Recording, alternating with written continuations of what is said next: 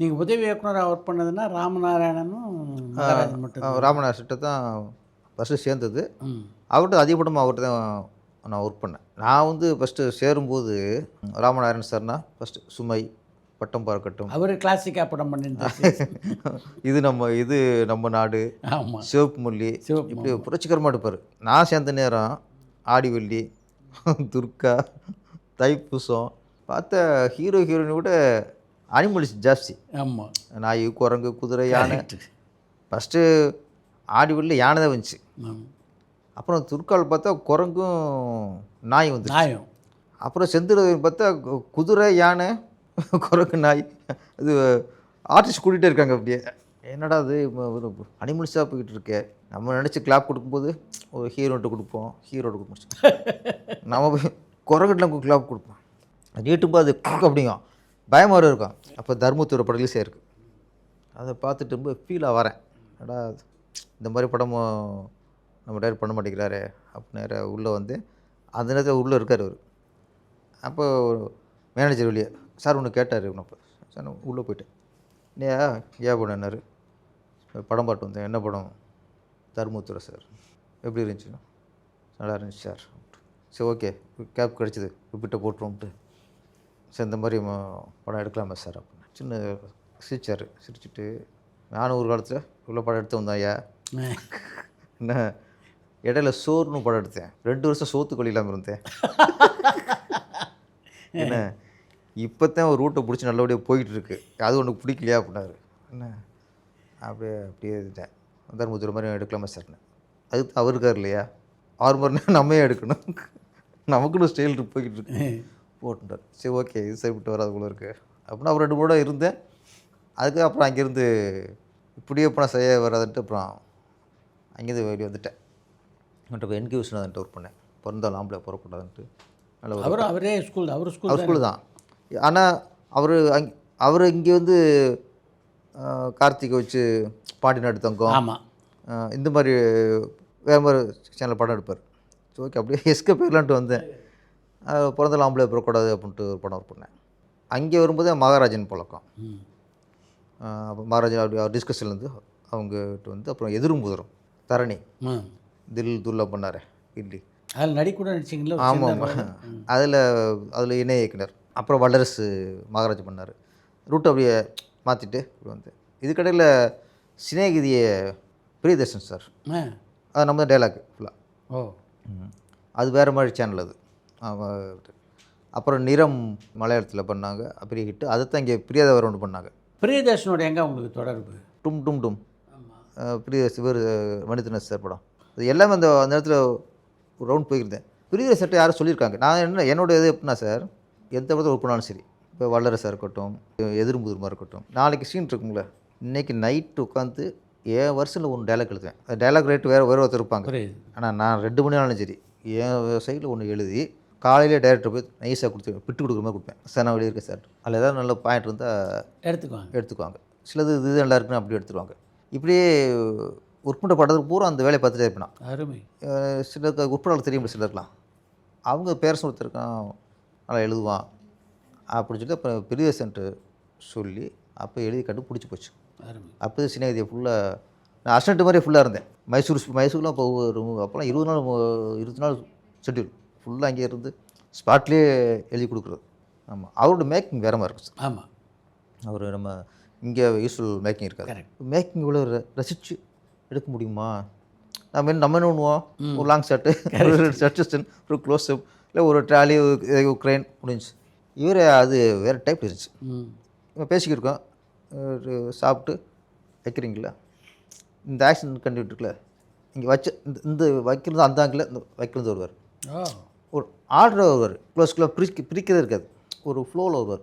ஆனால் அவர்கிட்ட அது கற்றுக்கிட்டேன். ஆகா, இது வேறு ஒரு ஃபீல்டில் ஒரு மூடில் எடுக்கிறாரு, இந்த மேக்கிங் வேறு அப்படின்ட்டு. அதை பிரியதர்ஷன் சென்டர் நான் கற்றுக்கிட்டது. அப்போ செல்ஃபோனில் இருக்காது. நம்ம வீடு பக்கத்தில் பெட்டி கடை ஒரு கடை இருக்கும், அங்கே ஃபோன் இருக்கும். இப்போ உங்களை ஒரு நம்பர் அந்த நம்பர் கொடுத்துருது.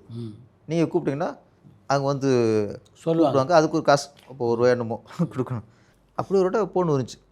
எடுத்தால் மனிதர் ஆஃபீஸ் பேசுகிறோம், பேரரசன். ஆமாம், நாளைக்கு நீங்கள் ஆஃபீஸுக்கு வர முடியுமாட்டு. ஆ மெட்ராஸ் டாக்ஸில் நாளைக்கு 10 மணிக்கு வரலாமா வந்துடுறேன்ட்டு. எனக்கு நான் ஒர்க் பண்ணுறது ராமநாதன் சார் இங்கே. இல்லை மணிரத்னத்துக்கு நம்ம சம்மந்தமே இல்லை. அவர் எங்கேயோ இருக்கார். எனக்கு ஆஃபீஸும் தெரியாது. என்ன அங்கேயும் நம்மளை கூப்பிட்றாங்க அப்படின்னு எனக்கு ரொம்ப குழப்பம் போச்சு. யாராவது விளையாடுறாங்களா அப்படின்னு யோசித்தேன். நம்மளுக்கு ஏதாவது பண்ணுவாங்க கூட இருக்குன்ட்டு நைட்லாம் யோசிக்கிறேன். அப்புறம் திருப்பி யோசிக்கிறேன், ஒருவேளை கூப்பிட்டு இருந்து போகாமல்னா தப்பாக போயிரும்ல. யாராவது விளையாண்டு போகிறாங்க, நம்ம எதுக்கு போயிடுவோம் அவன்ட்டு மறுநாள் அட்ரஸ்லாம் தேடி போயிட்டேன். அந்த ரிசப்ஷனில் ஒரு லேடி உட்காந்தாங்க. வணக்கண்ணா வணக்கண்ணா பேரரசு வாங்க நாங்கள் சரி சரி வாங்க உட்காருங்க. நாங்கள் உண்மையிலேயே தெரிஞ்சுருவாங்களா இல்லை எப்போ எல்லாத்தையுமே வர வைப்பாங்களா, இதில் குழப்பம். கொஞ்சம் நேரத்தில் மேலேருந்து இவர் வந்தார், மணிரத்னத்தோட அசிஸ்டண்ட்டு அழகு பெருமாள். அவர் தான் வந்தார். அவர் வந்து நான் மணிஷோட அசோசியேட். சார் வந்து ஒரு கதை திரைக்கதை பண்ணுறாரு. டும் டும்னு படம். நான் டைரக்ஷன் பண்ணுறேன். அழகு பெருமாள் நான் டைரக்ஷன் பண்ணுறேன். நீங்கள் அதுக்கு வசனம் எழுதணும். எனக்கு ஒன்றுமே புரியல. வேறு யாரும் நினச்சிட்டு கூப்பிட்டு வந்துட்டாங்களாம்ல. வேறு அரசு ஏதாவது இருந்திருக்கும் போல இருக்குது, கலை அரசு ஏதோ அரசு இருக்கும் போல இருக்குது, தெரியாமல் பண்ணிட்டாங்க. ஏதோ சிற்றரசுக்கு பேரரசு கூப்பிட்டாங்க. எனக்கு சம்மதம் இல்லை. புரியுது. ஆனால் அந்த நேரத்தில் உச்சத்தில் இருக்காது, இந்தியாவே வேந்து பார்க்குது மணிரத்னம் சார். அவர் கதை திரைக்கதை அவர் வசனம் எழுதுறாங்க, நம்மளுக்கு கூப்பிட்றாங்கன்ட்டு இருக்கு. இதில் கதை சொன்னார் சார். கதை சொல்கிறார், ரொம்ப கதை சொல்கிறாருன்ட்ட அழகு பெருமாள். கதை சொல்லிட்டு இதில் 10 சீன்ட்டுக்கு டீட்டில் இதுக்கு நீங்கள் இந்த வாரத்தில் ஒரு டைலாக் எழுதி கொடுத்துருங்க, சார் படித்து பார்க்கட்டும். ஓகே, அப்புறம் பிடிச்சின்னா அப்புறம் கண்டிப்பாக பண்ணிக்கலாம் அப்படின்னு கொடுத்து அனுப்பிட்டாங்க. அப்புறம் அன்றைக்கி நான் மணிரத்னம் சார் நான் பார்க்கல. நான் மணிரத்னம் சார் ஸ்கிரிப்டை வாங்கிட்டு வரேன் சார். எப்படி இருக்கு எனக்கு.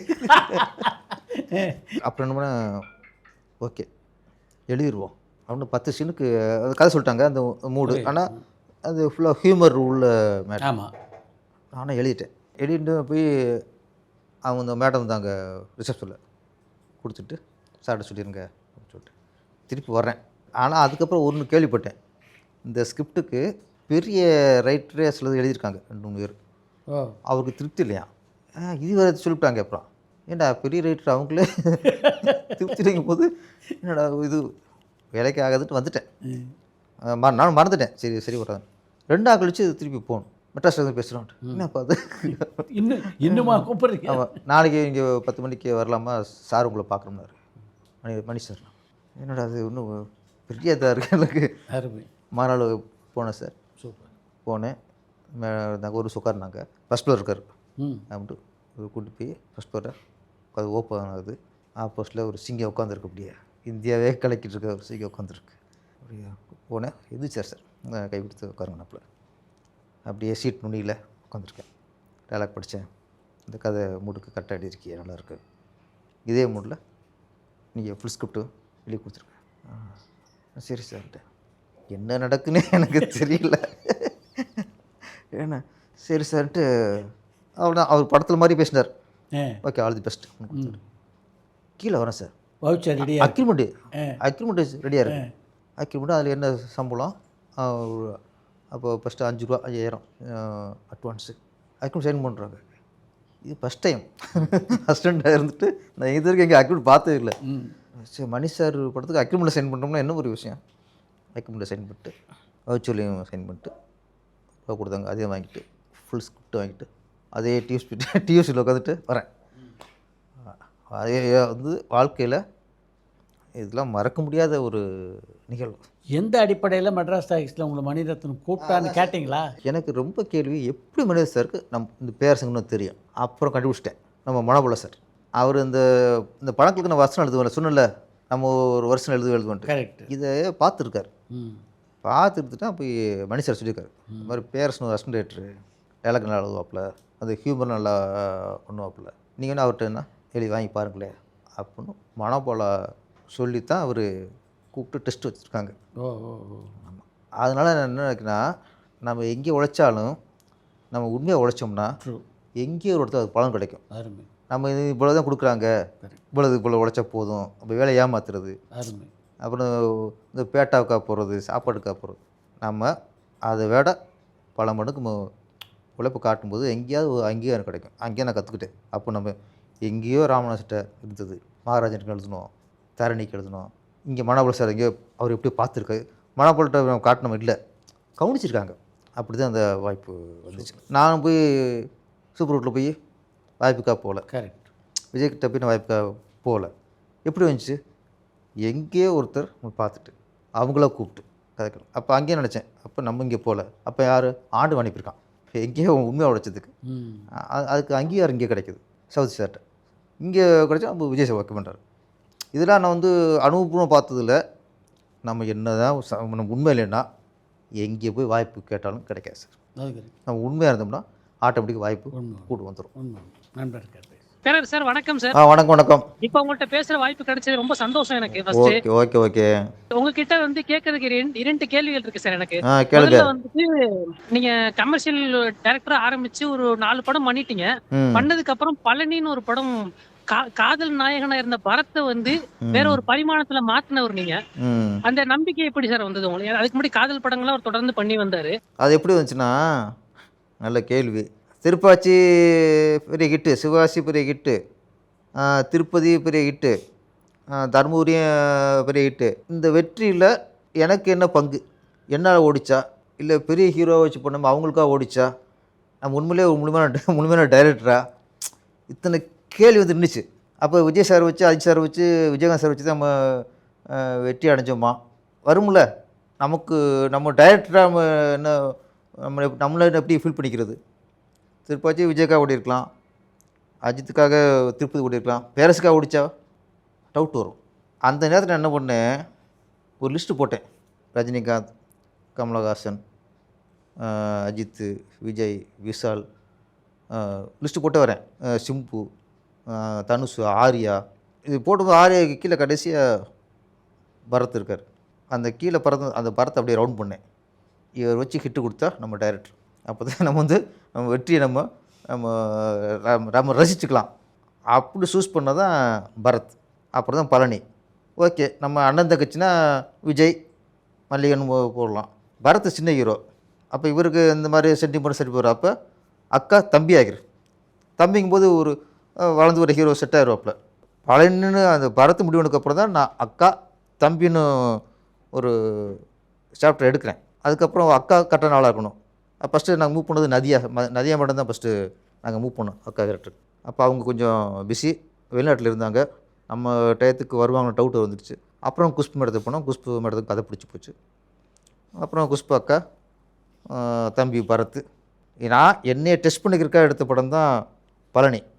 அந்த ஹிட்டு தான் எனக்கு ஓகே ஒரு முழுமையான திருப்தி தந்தது. எனக்கு திருப்பாச்சி சிவாசி படத்தோட பழனியை பட வெற்றி தான் எனக்கு முழுமையான திருப்தி கொடுத்தது இயக்குனராக. எல்லா கமர்ஷியல் உங்களுக்கு மட்டும் இல்லை, எல்லா கமர்ஷியல் இயக்குனர்களும் பொதுவாக ஒன்று இருக்கும். நான் நினச்சி வந்தது ஒன்று, ஆனால் தொடர்ந்து கமர்ஷியல் பண்ணிட்டு இருக்கேன், எனக்குள்ள வேற ஒரு கவித்துவமான கதை ஒளிஞ்சிக்கிட்டு இருக்கு அப்படின்னு சொல்லிட்டு உங்களுக்குள்ள கண்டிப்பாக ஒளிஞ்சிக்கிட்டு இருக்கோம். ஸோ அந்த கதையை வந்து நீங்கள் எப்போ எடுப்பீங்க? இல்லை, இந்த ஜனவரிக்கு மேலே ஆரம்பிச்சிடுவேன். அந்த பேச்சுவார்த்தை போயிட்டுருக்கு. ஆமாம், நீங்கள் சொன்ன மாதிரி நம்மளோட ஒரிஜினல் டேஸ்ட்டு வேறு ஒரு சூழ்நிலைனால தான் நம்ம கமர்ஷியல் ரூட்டுக்கு வந்தோம்.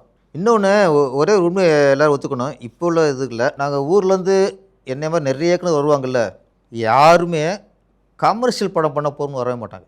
கிளம்பும்போது நம்ம வந்து பெரிய கமர்ஷியல் படம் பண்ண போகிறோம், அதெல்லாம் நம்ம பாரதி கூட பண்ண போகிறோம், பாக்கியராஜன் மாதிரி ஒரு படம் பண்ண போகிறோம், ஆர் சுந்தரராஜன் மாதிரி ஒரு படம் பண்ண போகிறோம், பாலுமுந்திர மாதிரி ஒரு படம் பண்ணணும். இப்படித்தான் என்ன மாதிரி நிறைய பேர் கிளம்பி வந்தது.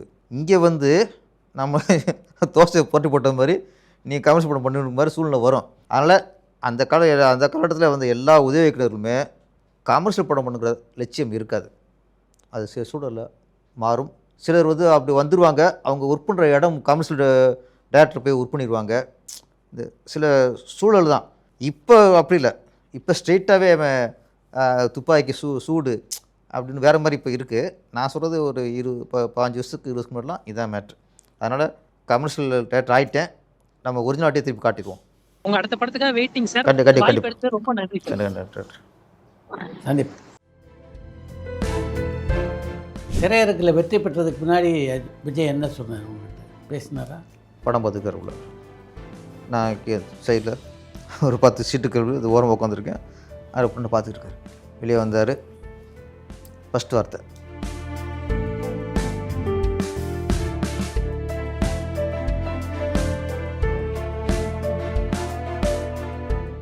விஜயோட 2 படம் ஒர்க் பண்ணிட்டு அஜித்தோட ஒர்க் பண்ணீங்க. குறிப்பிடத்தக்க டிஃப்ரென்ஸ் ஏதாவது இருந்ததா ஒர்க் பண்ணும்போது? விஜய் சாருக்கும் அவருக்கும் டிஃப்ரெண்ட்னா ஒன்று தான் டிஃப்ரெண்ட்டு.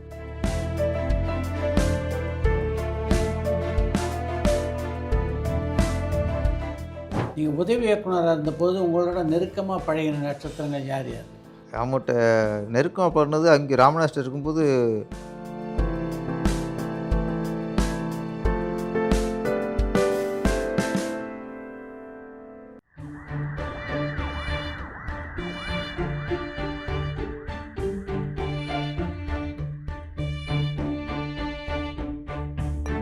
பரபரப்பான சினிமா செய்திகள், நட்சத்திரங்களின் பேட்டிகள், சினிமா வரலாறு ஆகியவற்றை பார்க்கவும் படிக்கவும் உங்களுக்கான இணையதளம் touringtalkies.co.